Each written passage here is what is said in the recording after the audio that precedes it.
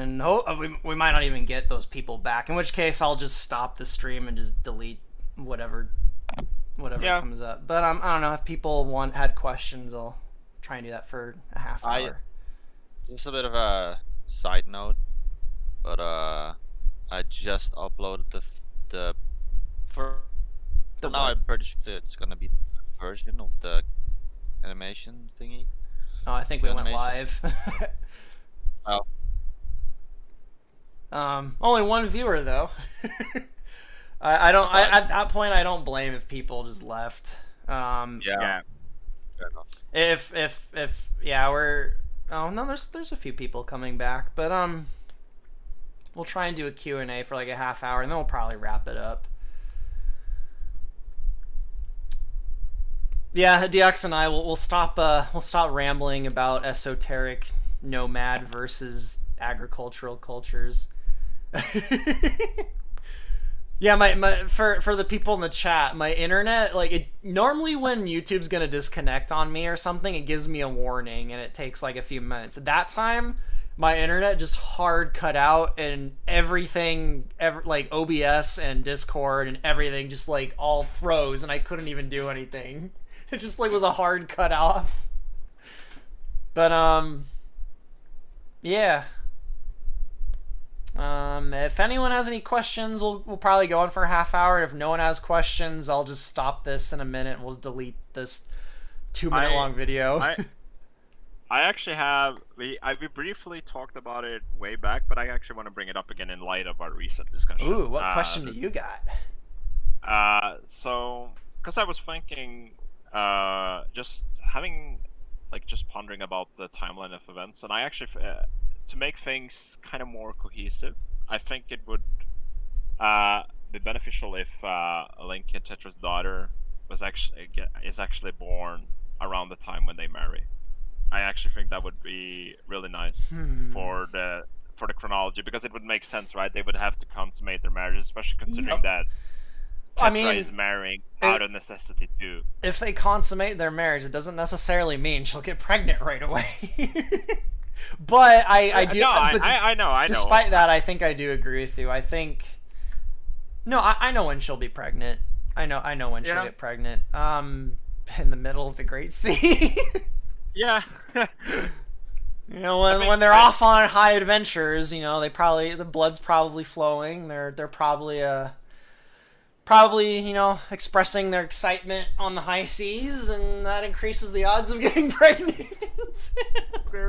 No, but I think either, yeah, I mean, like, not too long after their marriage, because I think it would actually tie up, make the timeline a bit more cohesive, and also there's the fact we talked to Colin as well. That would actually make it a lot more feasible. I mean, I guess this is kind of a spoiler. I didn't really want to spoil this, but actually, because when they get married, I'm gonna, you know, there's gonna be a bunch of Hylian customs and stuff that I'm gonna show, and basically they have all these things they do after the marriage, and I was actually gonna have it. So basically, the game ends when Link just like basically picks her up and they go to consummate their marriage, and everyone's like, what?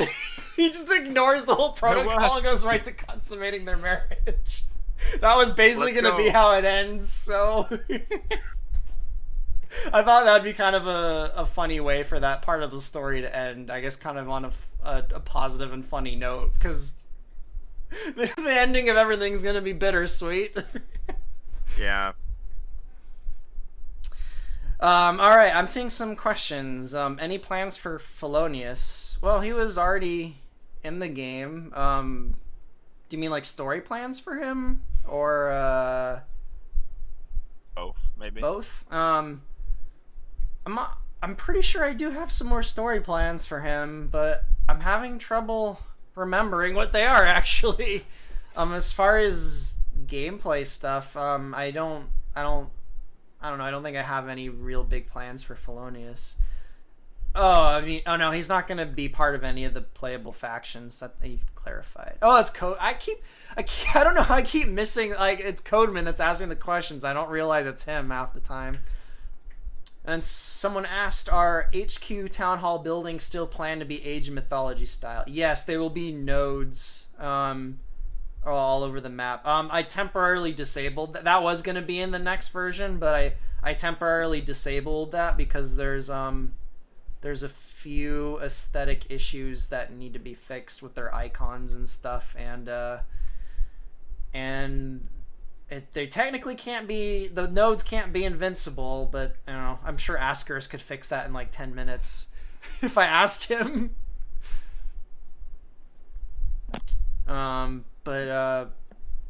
Yeah, they'll probably have their child pretty soon after their marriage. Yeah, I think just just to tighten the timeline. Yeah. And as I said, like as we discussed with Colin, right? If their daughter is born like not too far into the future, that they're like his age will be a lot more feasible, right? Wait, It's who? another Colin. Oh yeah. The other day I actually realized an idea I came up with completely exploded in my face because Colin is way younger than I realized he was. Yeah. But that's what I mean, right? So all the bullshit happens, just like timeline wise. You have Labrina that goes on for a couple of years at least, and then you have the Civil War that goes on for a couple of years at least, and then you have the part at the end that I like to call the War of Wrath. You have that going on for a bit, and then that would make sense for Rob to be like, yeah, dude, I'm gonna go back and bang some coochie, right? Wait, who? I keep missing some of the names. Russell, right? Oh, After Russell, all is yeah, said and yeah, done, right. Yeah, that would make sense for him to go back, do his thing, yada yada. Then Link and Tetra's daughter is not born a few years after that, and it will make everything nice and makes it like cohesive. Guess I'm abandoning my original plans for Colin and to shifting it to a slightly different time scale. I guess it's not abandoning the plans, just like moving him. Yeah, because he's younger than I thought he was. I was actually gonna have him. I told you about my idea that Saria settles down in Ordana. Yeah. I feel like I don't know. I feel like her and Colin would probably get along because Colin obviously has a lot of similarities to Link, and he's a nature kind of dude. He has a connection to the forest, not in the same way like Saria does, but I'm like, you know what? That feels like a natural something that would happen naturally. And also in Twilight Princess, not so much in Nephi canon, but in Twilight Princess, there's a lot of implied connections between Ordana and the Kokiri, and I thought that would be an interesting way to connect the Ordanians and the Kokiri. And then I realized, oh wait, Colin's like probably not even born yet. Oops. Yeah. And if he was, he'd be like 3 years old or like 2 years old. That's not gonna work. So that idea blew up in my face spectacularly. I still think the arc frame that we discussed briefly is a really good idea. Yeah. I do think that's a very good idea. No, I like his connection to their daughter too.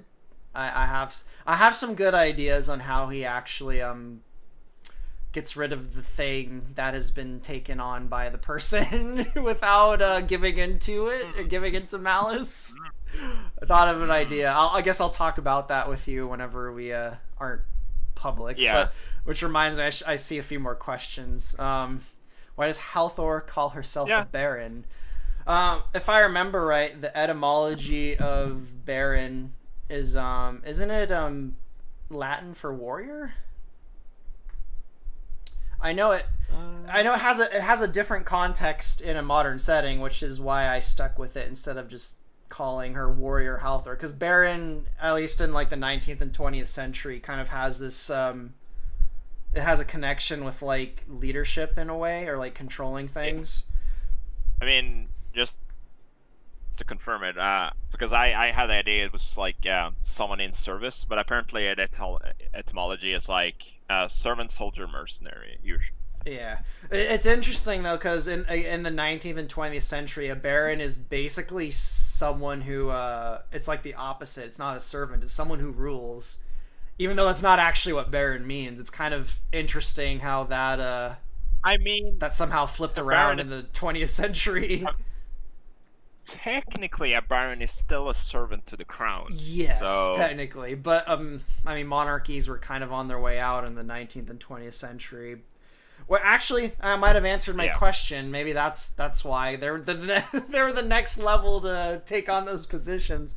But anyway, if you're I don't know, I guess if you're familiar with etymology, I'm kind of implying that the Khitan people or their culture probably originally was a more violent warrior culture before they got into their current sneaky business. I guess you could kind of get the idea that it was their warriors that used to be the biggest and baddest used to be in charge, and then as their culture changed, they kept the title, but it kind of shifted. And then next person asked, better question, what do you think of Malorion as the name for my custom fantasy universe? I mean, as like a fantasy name, it has like a fantasy vibe to it. I would probably suggest like I'm gonna sound really autistic, but like, is it based on like a language or something? Like, is there? I was just talking about the etymology of Baron. Like, is there an etymology to that? Like, does it mean something? Or I would say on the surface, it has a fantasy sounding ring to it. So I guess, yeah, it sounds fantasy-ish. See, next question is it possible to make the Battle for Middle-earth 2 inspired custom campaign, including all factions and or multiplayer? Do you mean like that turn-based thing that Battle for Middle-earth 2 had? Because if I remember right, there wasn't a campaign for all of the factions in Battle for Middle-earth 2. It was just kind of a generic good and evil campaign where you'd occasionally switch between the different factions. Did Mido squat out in Medoro?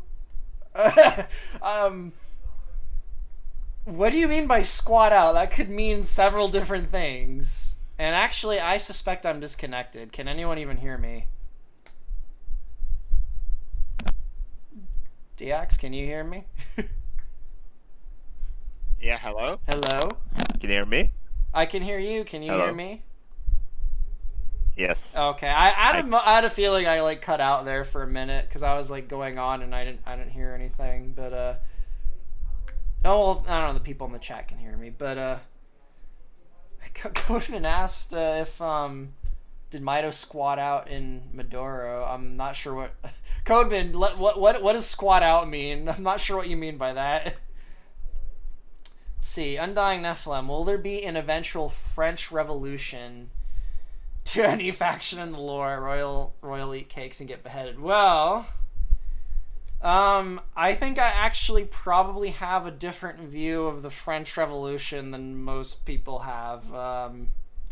Not necessarily I side with the monarchy of the French Revolution, but I actually have a very negative view of the French Revolution. I could probably do a whole live stream on that. I don't know, Diox, what are your thoughts on the French Revolution? It's a good reminder that violence is violence, no matter the cloak it's wearing. Yeah, just look at the look at the story. That's pretty of much my stance on it. Look at the story of Robespierre. That's like a perfect encapsulation of like I don't see historical events as negative or positive. Like, I just see them as, like, I think that's kind of, this might sound weird, but I guess I would see them as opportunities to learn something, I guess. Yeah. The thing is, I as someone that studies history, I don't feel I have an authority to deem something good or bad, because I did not live there. I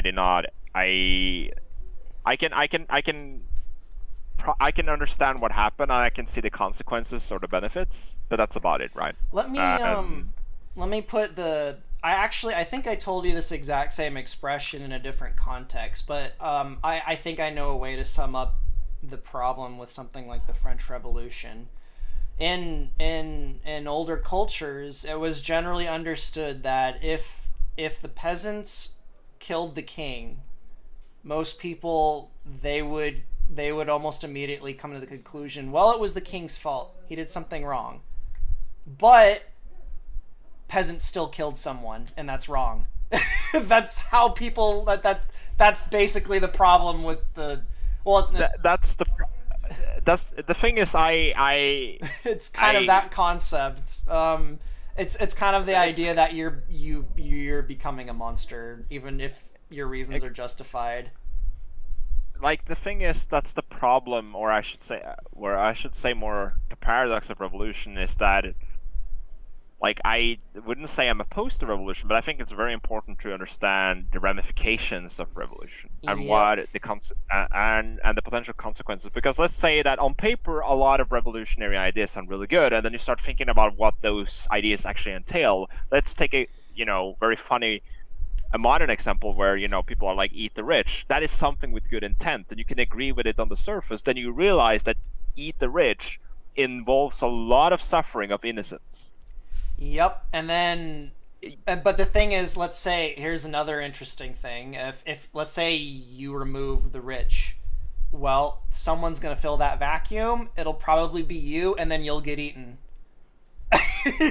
Yes. Because there's always a hierarchy. It never goes away. But That is thing like is the that- flaw of like, if I could say there was one flaw with all of modernity, it's the notion that there's no hierarchy, or like you can just get rid of it. If you get rid of it, it naturally it reconstitutes itself. So like say if you're gonna do your revolution based on class warfare, there's wealthy and then there's middle class and lower, like financial wealth. That's what you're going to base your revolution on. And you get rid of the wealthy and say you're in the tier below them. Well, now you're the wealthy, and the people below you, it's gonna turn on you. That's how it works. And eventually it'll stabilize, and it usually stabilizes when a proper hierarchy is put back in place. That's usually when it stabilizes and the killing stops.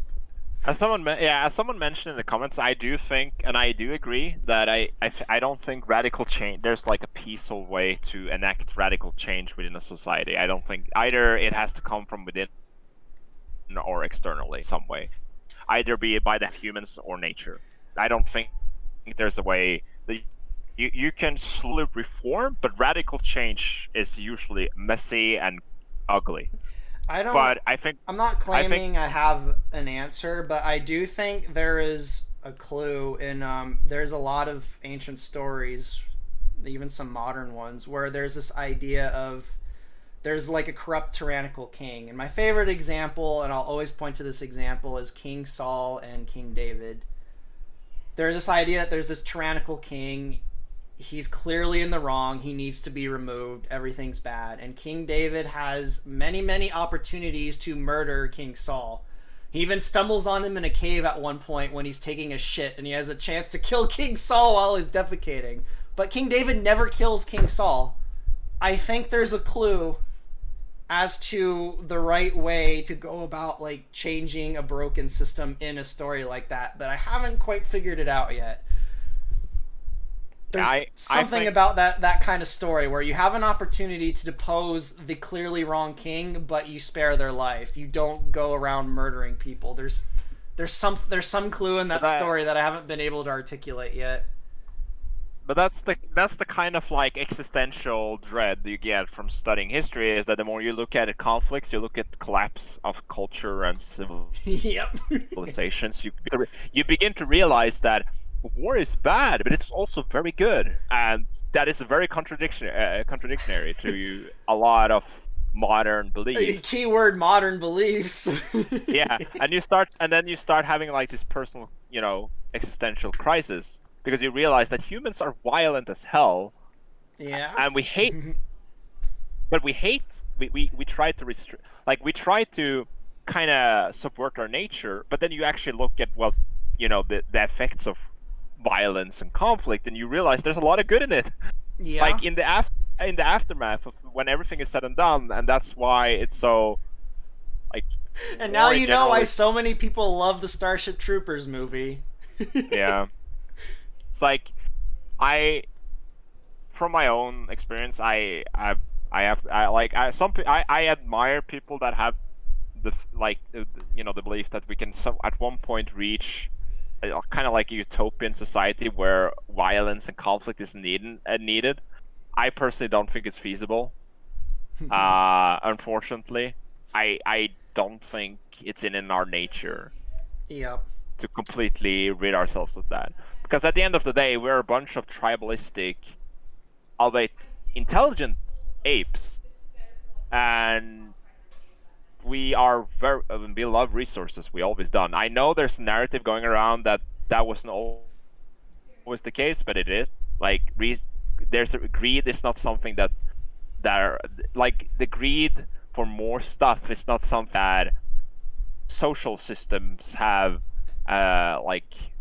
implanted in us. Well, it No, has it's cultivated inherent. it, definitely. It If has you got cultivated rid it of, and made it worse. yeah.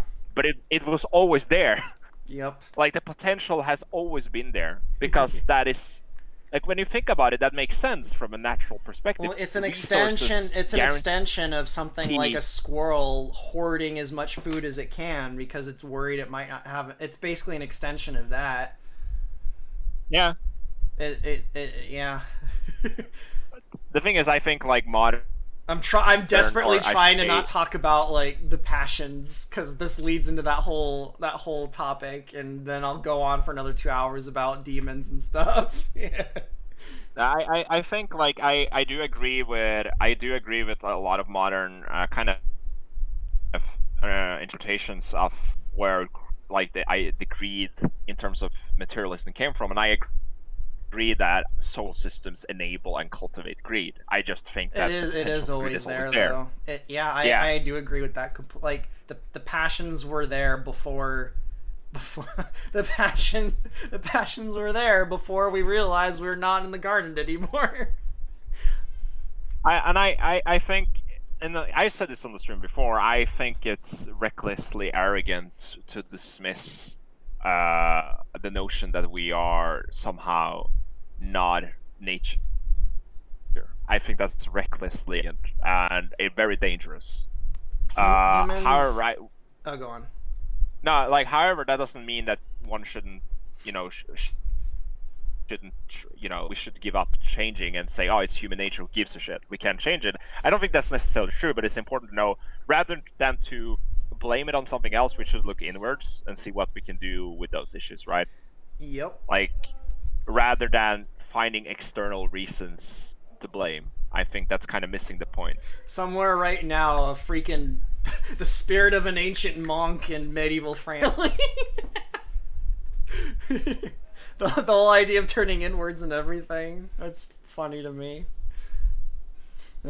Yeah, like now YouTube is actually saying the stream's gonna disconnect shortly, so I guess we'll mentally prepare for that. Yeah.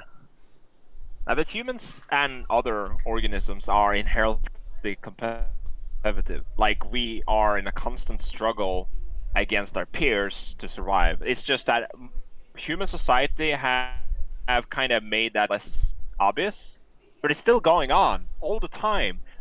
There's a reason why your neighbor is buying that fancy car on down payment. And you could say, yes, capitalism is to blame, and sure, I agree that it might have cultivated it and enabled such behavior. Capitalism is just an extension of something already, and this is just like a hyper extension of it. But the moment people starting wearing jewelry ornamentation to make a statement a statement socially, then you already have a big can of worms, right? Humans are competitive. Yep. Usually the people and I agree, it sucks. Someone actually asked, didn't Rome have 200 years of peace when they stopped warring? One, it depends on who you are in Rome and where you were in Rome. The thing is... Oh, go on, sorry. Yeah, that's another thing. Like, people talk about peace, but peace... Okay, in what manner of peace? Because... And what is the definition of peace? Because I think, like, I would say life is a peace, but I still see social competition everywhere. I was gonna say, if you define peace as no one is exercising physical force against people, Well, that's not even true. There's still people exercising physical force on others in the modern world all the time. At least in America. Yeah. A few months ago, we had tons of riots with tons of property damage. Like, and I would say we do live in a relatively peaceful time, but peace doesn't just mean there's no war. Like, No. I would say there hasn't been. It's just our conflict has manifested in ways other than military violence on a scale, on like a huge scale. It's manifested in other ways. I would say there's not like a complete peace at all. I think I should rephrase what I mean. I wouldn't, conflict is not really the appropriate term, but I should say competition, which involves pretty much everything you can imagine, where there are opposite sides competing for something, and it doesn't really matter where that thing is. And war is an extension of that on a big scale, but ultimately it's a competition. And the moment that you buy a new jacket, even subconsciously, and you talk about your friends, oh, look at this nice jacket I got, you're competing. Yeah. Socially. Yeah. And you're not always aware of it, because I would say most humans aren't. You're not maliciously competing, but it's so ingrained in us and who we are and what we do. That's the question: is competition a bad thing? And my answer would be it depends on the context. It always depends on context. Like, something can be good in a context and bad in a different context. Like medicine's a great example. Like, medicine can kill you in a certain context. But that one person did specify that by peace they meant no one killing people in wars. So, but then you have to define war. Yeah, then you have to because saying war is strictly a weaponized conflict between nations. First off, nations is not a thing that is a very modern concept. So you could say states, okay, but wouldn't that mean that revolts and civil wars, is that not a war? That's technically not a state against another, but I would still call it a war. I would say people are fighting. I would say it's very silly, but people are warring online all the time, on completely abstract warfare on the internet. For example, could you say that a state that is technically not in what we consider war with any other state, but is plagued with raids and violence within, would you say they are at peace? Right? They technically are, because they haven't declared war on somebody, and they're not in a weaponized conflict with any other state. But if violence is still prevalent within that hypothetical state, you couldn't really call it peace. You see, this is the issue, because our definitions or our terminology is not, it's very limited. I guess what you're pointing out is that all of this is language problem. Yeah, it's all language problem. But I think we hyperfixate on the idea of war that involves like very easily identifiable actors, right? Yeah. We are hyperfixated on that, and then we tend to ignore everything else. Like, I would still say, like, peace is a very abstract term, and I don't think peace is really... Like, I don't like the term peace, because I don't think it's appropriate. It's not an appropriate description of reality, because there's no such thing as peace, because there's always conflict at some level. And it kind of, by stating that a certain time or circumstance is peaceful, you're dismissing a lot of conflict, right? I guess that's what I'm trying to say. Like, let's say, oh, wow, guys, we're not at war with anybody, but people are starving, by the way, and killing each other. But it's okay, we're not at war, guys. You know, it's that kind of attitude that I think is dangerous, because we hyperfixate on the big macros, and then it's very easy to look past the micro. But now we're sounding like postmodernists. What I'm saying, basically, I don't like the term peace. I think it's silly, and it's not an appropriate descriptor for reality. I think using the word peace is fine. It just, again, it depends on context. Like, yeah, it depends on context. Like, for example, like if you're specifically talking about like war in like a military sense. Like you have two armies between two nations blowing each other up, trying to conquer one another. They make a treaty. You know, a generation or two goes by. They aren't fighting anymore. I would say, okay, those two nations have achieved a state of peace in a very specific context. But there's still, you know, what about other nations around them? Like you said, what about internal conflict with, like, yeah. So in a totality, I hate that word. I can't say it. In a total sense, they haven't achieved peace, but they have achieved a sense of peace between those two powers. Yeah. I guess that's the way I'd put it. I hope I made sense there. The person reiterated and said that we're being vague with the descriptions, and they specifically talking about, you know, war as in clearly defined factions, right? And I can agree with that, but then why are we talking about that? Why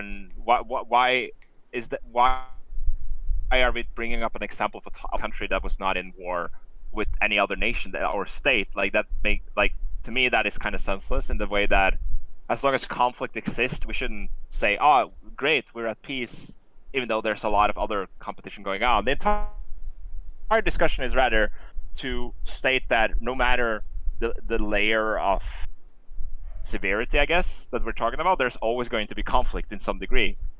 Always. That's why usually peace is usually seen as an illusion, because there's always some sort of competition or conflict going on. Yeah. Even if it's not at the high level as, you know, a war besieging another country, city or something, you know, there's still, you know, other things like class struggle, which is, I would argue, is a conflict. Or yeah, I would say that's a resource competition kind of situation. Yeah. And there's mechanisms for people to compete that don't necessarily involve them killing each other, at least in a capital culture. Capital-based culture. I would never say that. I could say that there were periods in, let's say, since Rome was brought, there were periods in Rome where Rome was at peace in the traditional sense of the word, but they were definitely not at peace in the sense of what that entails, ever. Like, I wouldn't say that we're at peace now in our modern world. We like to think it is. I would, yeah. If I'm going to use the United States as an example, I would say the United States of America is at peace in the sense that it is currently not in a physical military conflict with an official declaration of war against one or more powers. But I would definitely say the United States is not at peace in a general totality kind of sense. Like, there's clearly... Yeah. The entire nation is clearly ripping itself apart right now. Even though we're not sending tanks out to blow people up, clearly there is conflict somewhere. And it's not just the United States, it's everything. And that's normal. I'm not even... I mean, I personally about it because there's the possibility that things I love are going to fall apart. But that's always happened throughout all of history. Like, that's reality. Like, things don't last forever. All good things must end. And again, I'm not even trying to like justify the fact that there's always conflict. I'm just pointing it out like it's there. But I think I kind of agree with Codeman. It's probably time to start wrapping this up, and YouTube is throwing fits that there's the buffer comments. So, assuming YouTube doesn't kick us off, we're probably going to get off. We're probably going to end this pretty soon. So, let's let it reconnect, and I'll... Huh? Yeah, no, basically the point I was trying to make that regardless of the layer, like of the level we're speaking, that, you know, we're always at conflict. And humans are competitive. It doesn't matter if you have, like, you have the officially declared war on someone. There's still going to be conflict internally.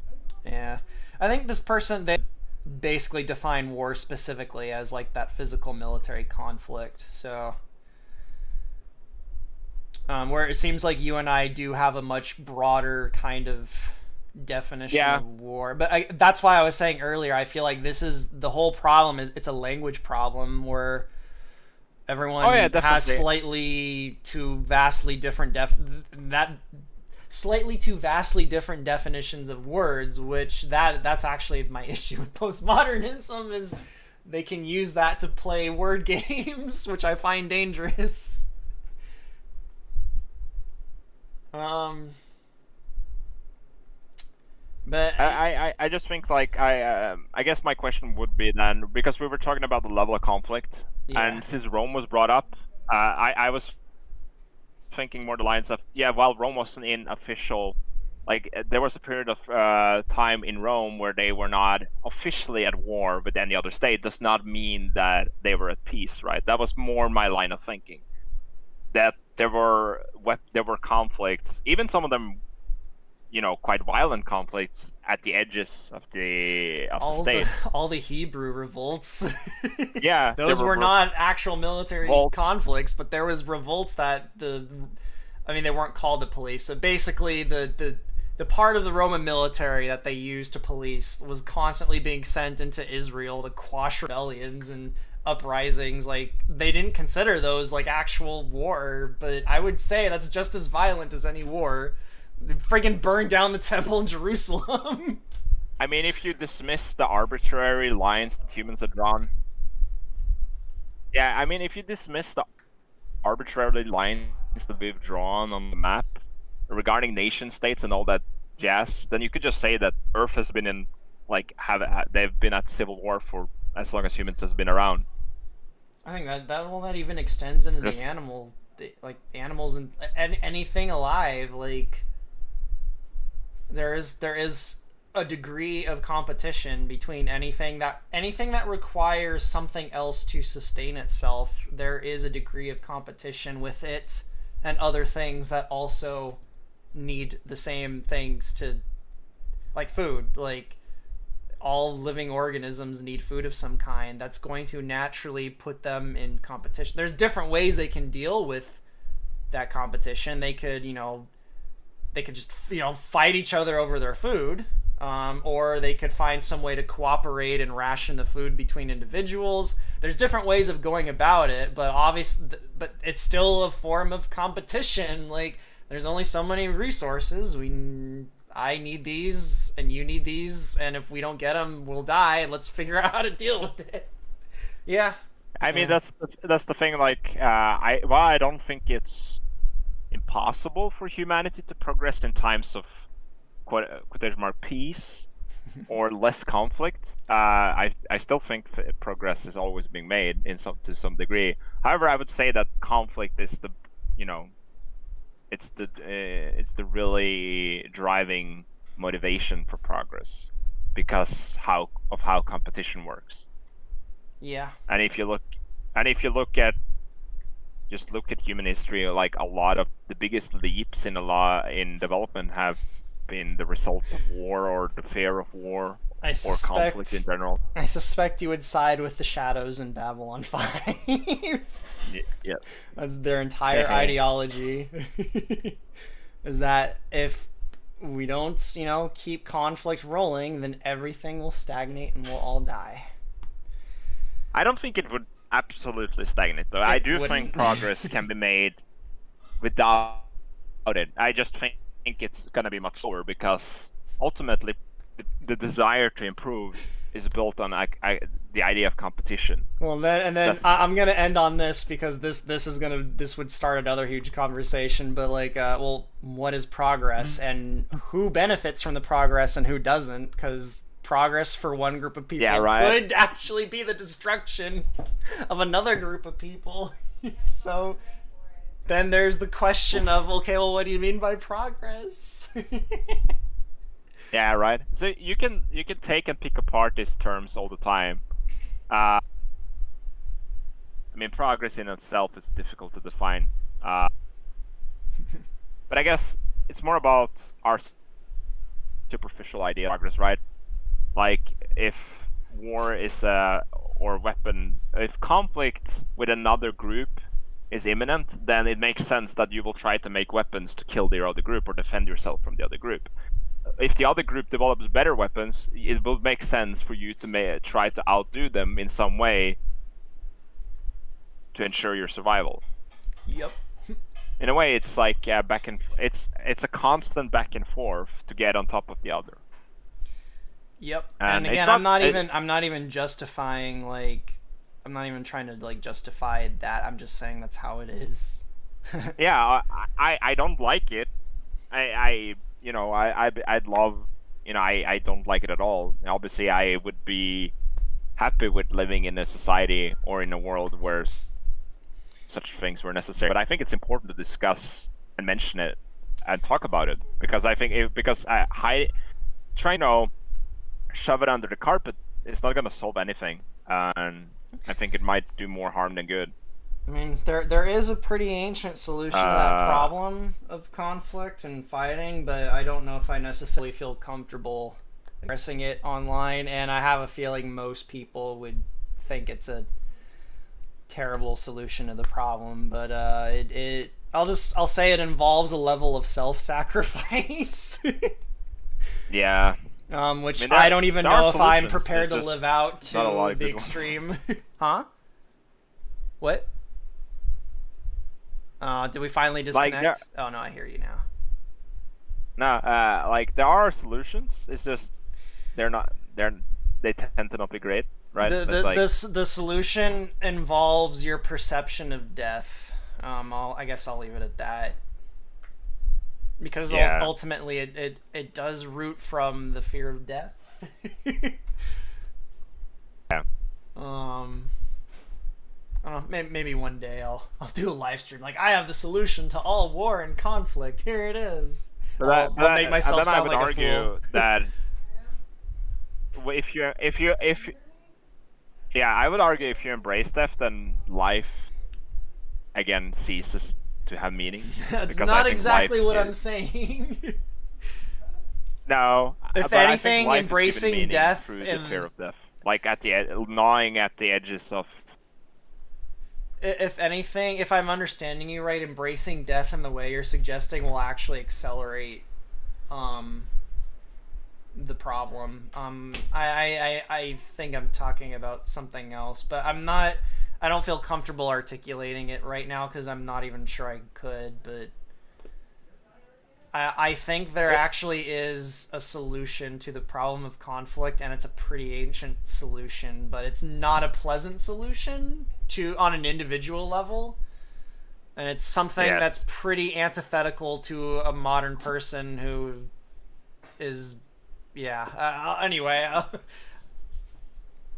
Oh hey, someone actually knows what the hell we were talking about with the shadows. That's cool. So like the Minbari. I'm always happy when someone is familiar with Babylon 5. It's such an obscure show that really shouldn't be. Like, it's the same reason why I think immortality is terrible. Yep. Absolutely terrible. It's because when you remove the fear of death, you ruin the meaning of it. Like, I'm not even saying it's the same thing. Like when you. I think I disconnected. Can you hear me? Yeah. Yes, I can hear you. All right, yeah. No, I'm not saying. But we can probably end it here. Yeah, we can end. Yeah, but the thing I was saying doesn't involve removing. Sorry for the babbling. The thing I was talking about isn't even removing the fear of death. It's more so. This is probably an oversimplification, but it's more so just accepting you're gonna die. No matter what you do, you're gonna die. Yeah, It's not really a fear. It's not really removing the fear. It's more like there's nothing you can do to prevent it in the end. Remember death. Embracing death generally. Embracing is different than remembering death. Anyway, I guess we'll end it now. I think embracing the death is the solution. I just don't think it's a. Yeah. All right, we'll end the live stream there. We've babbled, like, we were actually really on topic with the stuff for like almost 2 hours, and like the last hour we with gobbledygook as I predicted. Anyway, But it's fun though. all right, everyone. Hope you enjoyed the stream. I have no idea when we'll do another stream, but the next version of Hyrule Conquest publicly comes out on the 31st of August. If you're a patron, you can download it now and try out the battalions. Sometime. Huh? Hello? No. You keep cutting out on my end. Oh, no, I was just saying that the public version comes out, and I think it's a week in like 2 days, so stay tuned for that. And I don't know, we'll probably do a live stream in like a month or two. They seem to be they seem to be less frequent lately, but I haven't really had much to say, I guess. But Codeman. Oh, Codeman. Ascaris wanted to, although that doesn't need to be in a live stream. I mean, I'm probably gonna go eat dinner and like pass out. I'm kind of famished right now.